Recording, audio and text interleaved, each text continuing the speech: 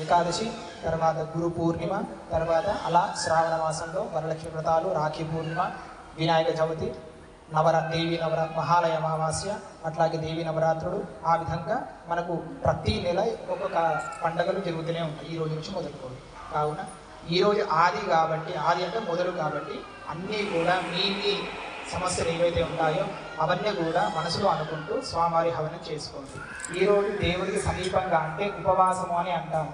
ఏది కూడా ఆహారం అంటే అన్నముతో కూడుకున్నది ఏది కూడా తీసుకోకుండా ఫలాలు పండ్లు తీసుకొని ఆయనను స్మరిస్తూ ఉంటాము.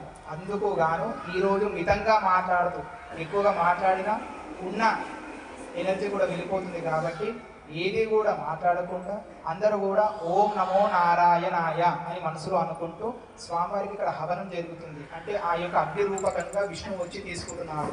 ఆయనను మంచిగా స్మరిస్తూ అయ్యా ఇది నా సమస్య అని చెప్పి అనుకుంటూ ఈ ఏకాదశి వ్రత హోమాన్ని అందరూ కూడా సద్వినియోగం చేసుకోండి.